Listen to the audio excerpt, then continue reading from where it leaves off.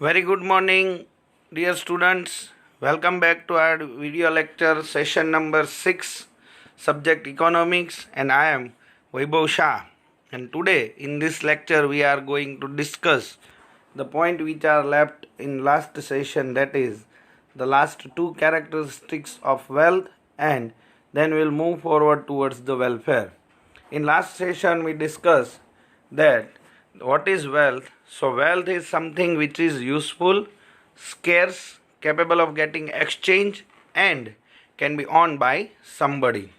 And in that, lastly we discussed all the three characteristics, that is, it should possess the characteristics of usefulness, it should be scarce, and lastly we discussed about the it should have physical or intellectual existence. Now let us move forward. That is the characteristics number 4, that is wealth constitutes goods which are capable of exchange, and characteristics number 5, that is durability.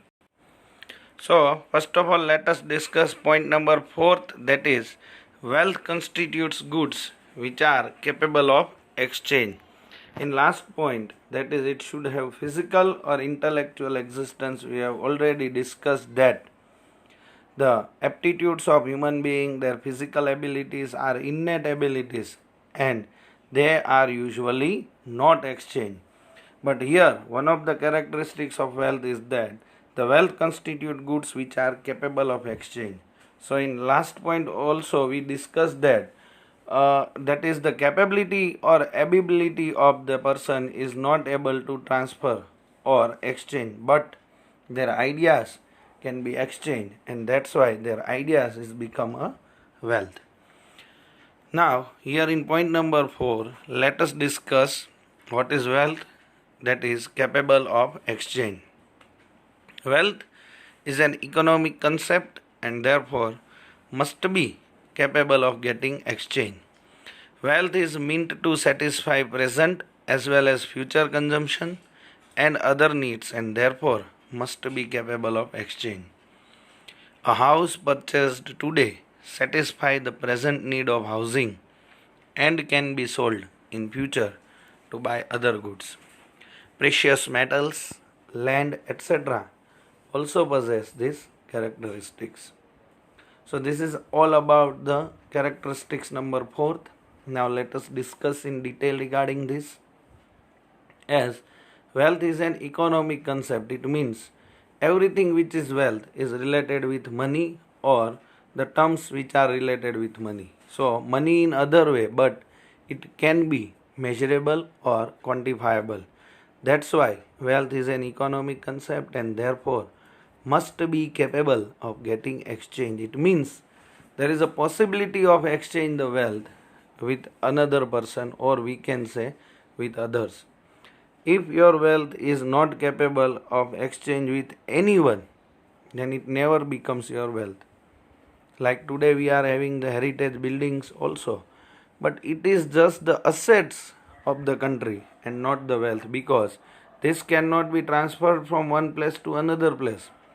But due to the availability of transportation and invention in telecommunication and other means, now we can visit these heritage places, and that's why they becomes the wealth of a country.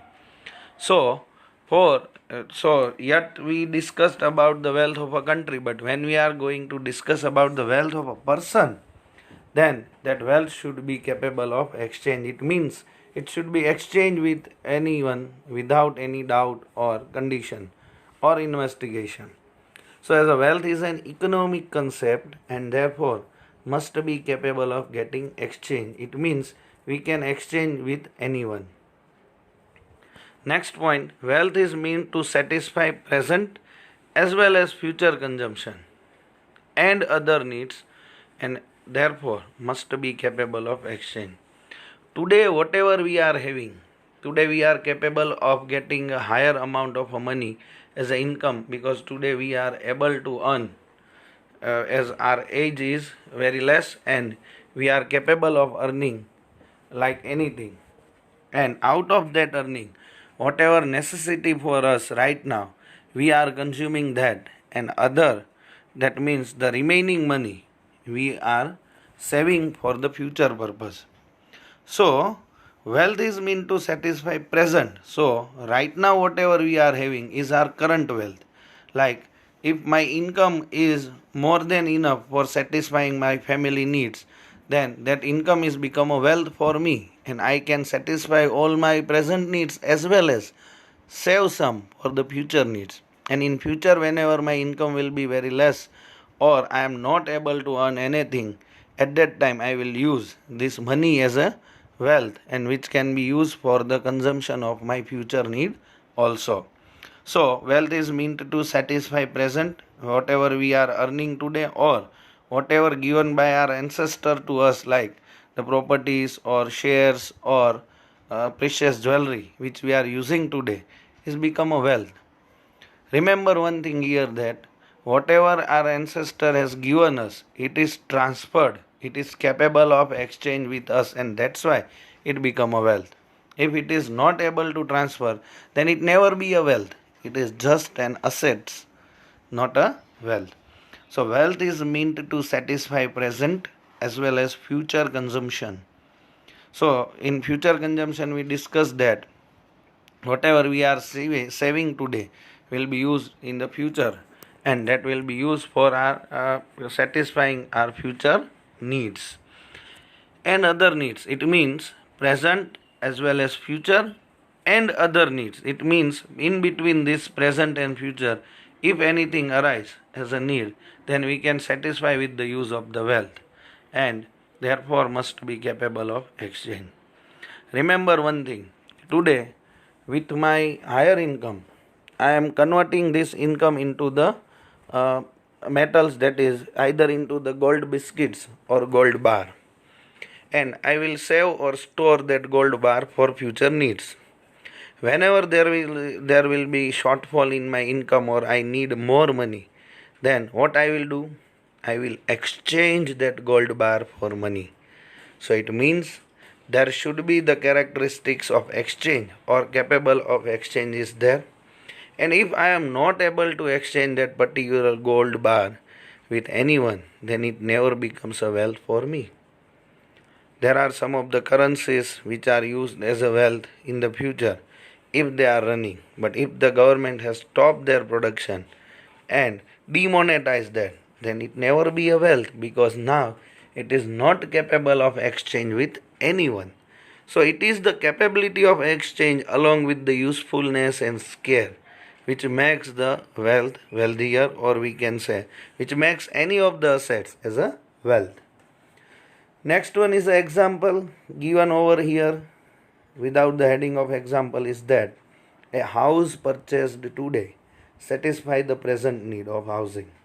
So today when I am purchasing any house for staying purpose or for living purpose, so it satisfy my present needs. But in future, if I am purchasing one more house, or if I move forward to any other house which is bigger than this or smaller than this as per my need, so presently the particular house in which I am residing is fulfilling my present need of the consumption. That is, it is my present wealth which are capable of satisfying my present need. But in future, when I will move towards any other place, then I will sell this particular house and it becomes a wealth for me. And when I will sell it in the future, or when I will sold it in future, it becomes a wealth for me. So right now whatever I am consuming will become a wealth. Say for example, if today I am purchasing a bracelet of a gold for status purpose, or which I am wearing, and that's why it shows my status. But after 5 or 10 years, if I feel that now this becomes old and I want to buy a new, or I want to sell this, then it becomes a wealth for me. Right now it is asset and which satisfy my present need only. But in future, when I will sold that particular bracelet and get a money in exchange of that particular gold ornament, then it becomes a wealth for me. So a wealth should be like that. It satisfy the present as well as future demand. And same is happen in the case of house. Precious metals, because today when we are purchasing a precious metal, it is for the purpose of wearing and for some kind of status, but when in future we will sell it, it becomes a wealth. Land, etc. also possess these characteristics. So all these assets which we discussed in this particular point is the wealth, as it is capable of exchange. If there is no capability of exchange, if my land is situated at a place which is in the compulsory acquisition by the government, and government will say that we will not pay a single penny for that particular land, then it never becomes my wealth, because now it is not capable of exchange and it is gone in the compulsory acquisition. So, along with usefulness and scarce, the capability of exchange is also one of the characteristics of wealth. Now let us move forward the fifth, that is last but not least element, or we can say the characteristics of wealth, that is durability. Wealth must possess durability. Durable goods can be used for future exchange and for satisfying future needs, and therefore become wealth. Goods which perish after single use cannot be used for future transaction and are therefore not wealth. For example, land, house, precious jewelry are durable goods and hence can be considered wealth along with their other characteristics. Shares are also wealth. So, first of all, let us discuss what is durability or what is durable. Wealth must possess durability. Have you ever heard the word that I am having a water which becomes wealth for me? No, because it is perishable, cannot be used more than once. Have you ever heard that I am having a fruits which are wealth for me? No, because we cannot store them for a longer period of time, or we can say there is no durability of that particular goods. But if I am saying that I am having a cupboard which become a wealth for me in the future, then in some of the extent it is good, because whenever I will sell it, it will give me some kind of return, as it is durable. Whenever I am saying that land or a house or a building is a wealth for me, then it is true, because it will be capable of exchange in the future, as it is having the capacity, or we can say the characteristics of durability.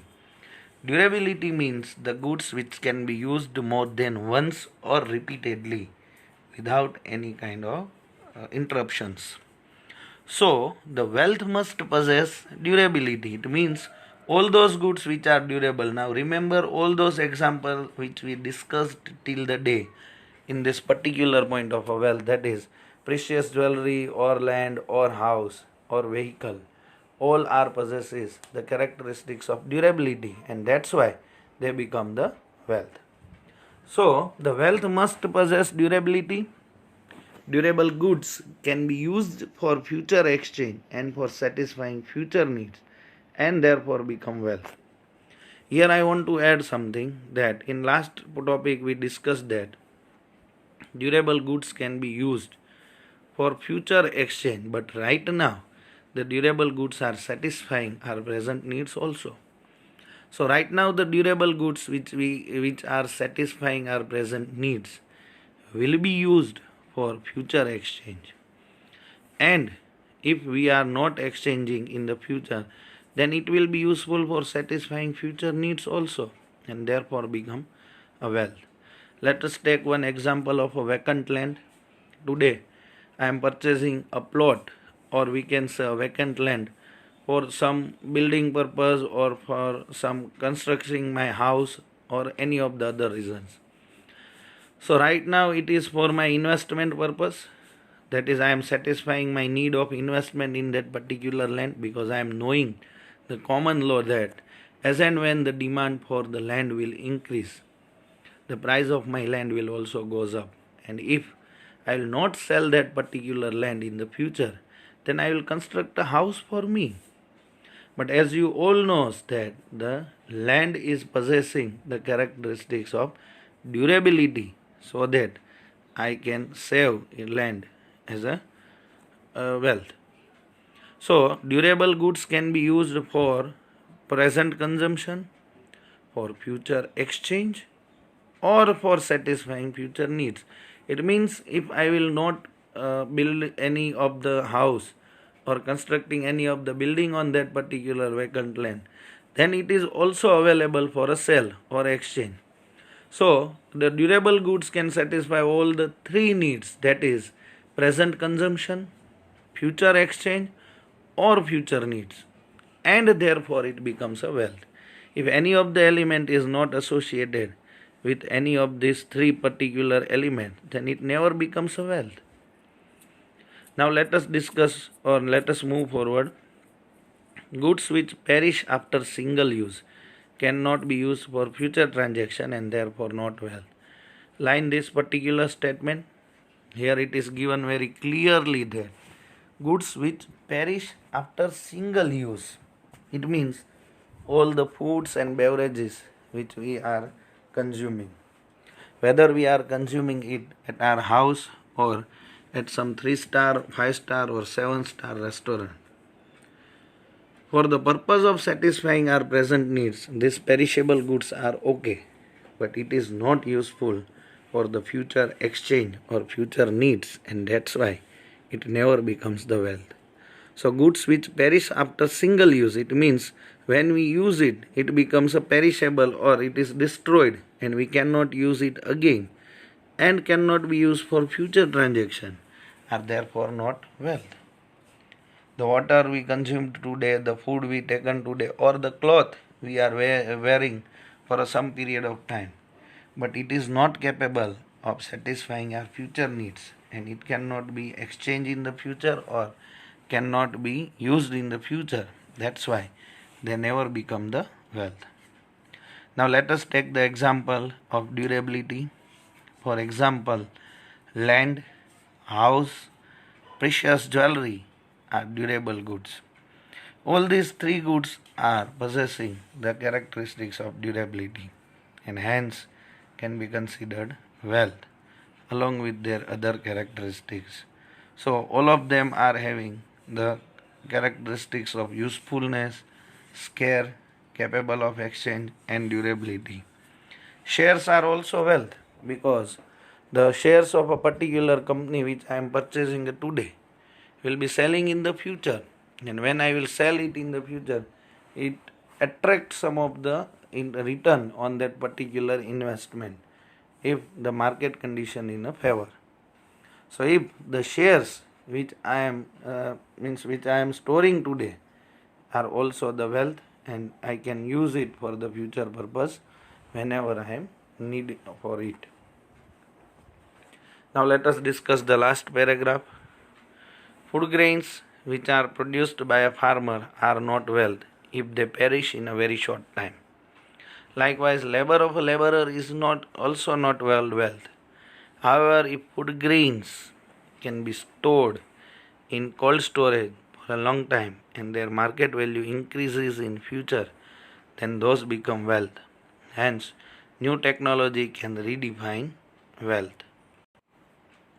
So first of all, food grains which are produced by a farmer, as we all know that food grains or fruits or vegetables or all the eatable things which are produced in the farming or produced by a farmer is perishable because we cannot use it more than once, or this is one of the limitation of barter system also, that we cannot store them for a longer period of time because it is perishable and it will be destroyed very soon.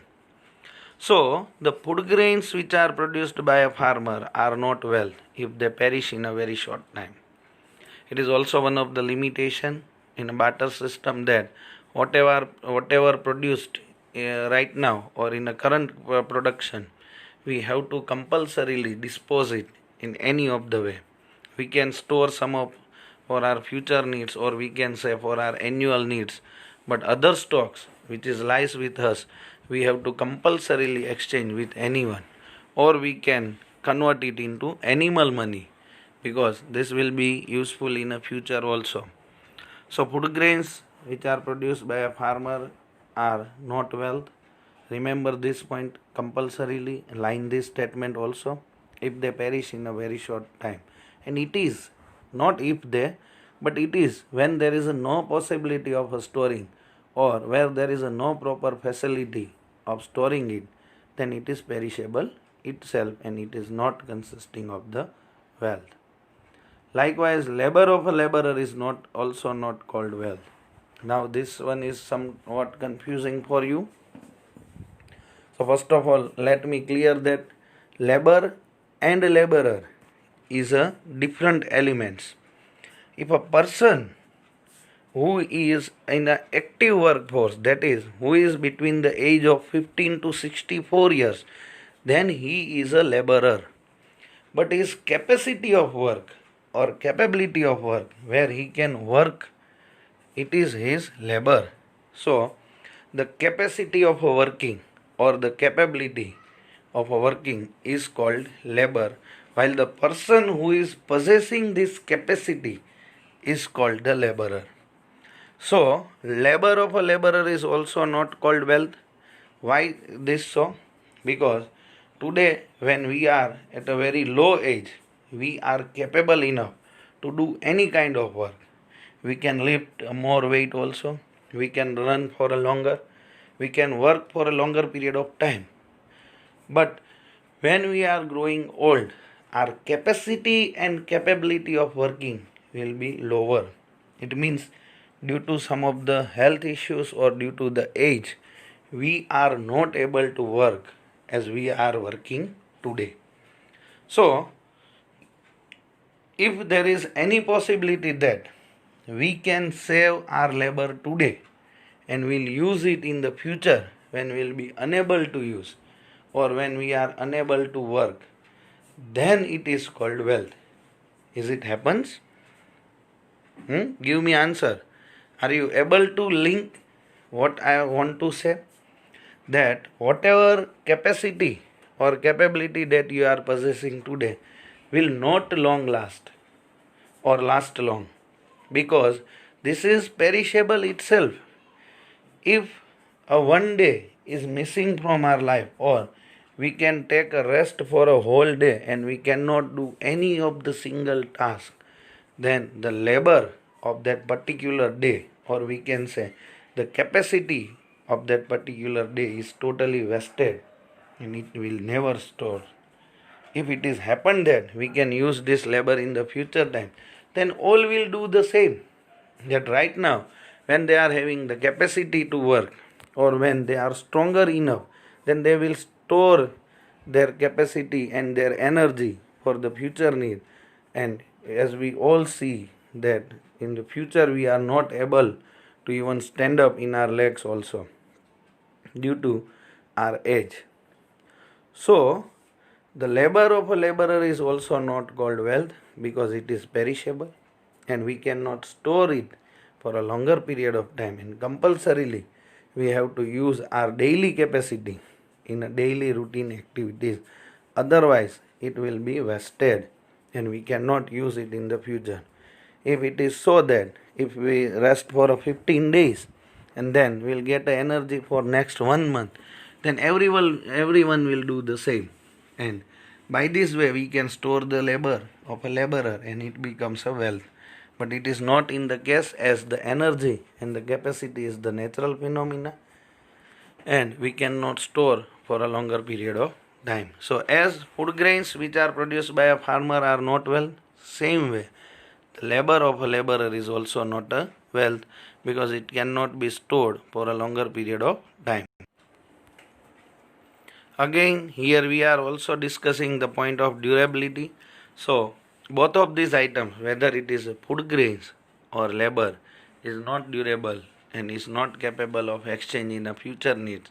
That's why they are not becoming a wealth. However, if food grains can be stored in cold storage for a long time and their market value increases in future, then those becomes wealth. Now this is the condition of if and then. However, if food grains can be stored in cold storage, as today, due to technological advancement and technological upgradation, we are able to store our perishable goods for a longer period of time in cold storages. And also, Now we are having a transportation facility with this cold storage, where we can transport the perishable goods like fish, meat, eggs, milk, and other food grains from one place to another place easily. In the past, due to the lack of these facilities, the food grains, or we can say the fruits of one country or of one region, is not able to transfer to any other regions because of the lack of this particular transportation facility. But today, we are capable to enjoying the fruits of Kashmir and Simla also here in Bhavnagar and other regions of the state, because now we are having the facility of cold storage and other ways which can preserve these goods for a longer period of time. And sometimes it may happen that with the usage of preservatives we can preserve it for a 2, 3 or 5 years, and its quality, its smell and taste will be the same whenever we will remove them from the preservatives. So, at one instance, the goods which are not able to store for a longer period of time, or if they are perish in a very short time, then it becomes, and then it not possess any of the characteristics of wealth, and they are perishable. That's why they are not the wealth. But if food grains can be stored in cold storage, as we are seeing it in today, why we are able to get the fruits in off season also? Why the availability of fruits in vegetable in off season also there? Why we are getting every fruits which are of a seasonal nature, but we will be able to get it at any of the time? Why we are having the ice creams with different natural flavors at all the times of the year? It is because with the help of the cold storage, and with this facility now, all those perishable goods which cannot long lasting and now become a long lasting, and their market value increase in the future. This is very interesting point. As we all as we all have experienced a very good season of a mango right now done. Now the mango season is almost over, because now the quality of mango is not enough, or we can say not up to the mark. But all those who are habitual, or who are whose hobbies to eat the different fruits, or they are willing to purchase it in the future time also. Now we all are knowing that the next mango season will be in the next year, and even there is a 10 to 12 months is there between the next mango season. Today, as we have consumed it in a very near future, that's why we are not willing to purchase a mango with higher price.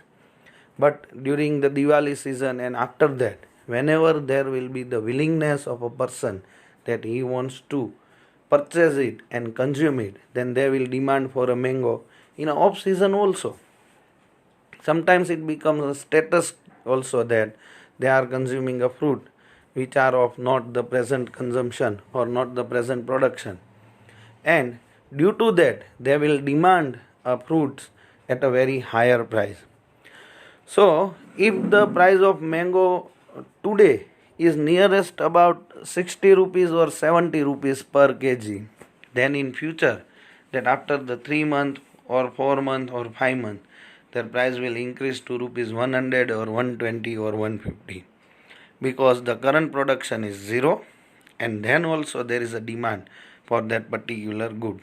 And this happens because of the facility of cold storage, and that's why we are having the mango juice in each and every season whenever we are demanding, because the sweet shops are storing or preserving them in the cold storage for a longer period of time.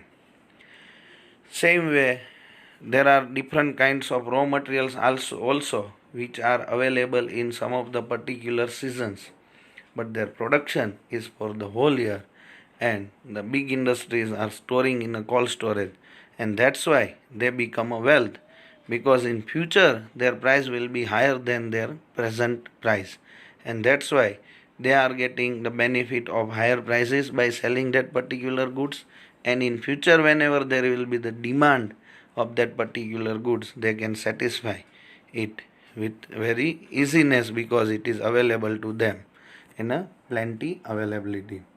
So, new technology can redefine wealth because in older ways, as we know that the food grains and labor of the laborer, even today, with this help of this new technology, we cannot store the labor of a laborer.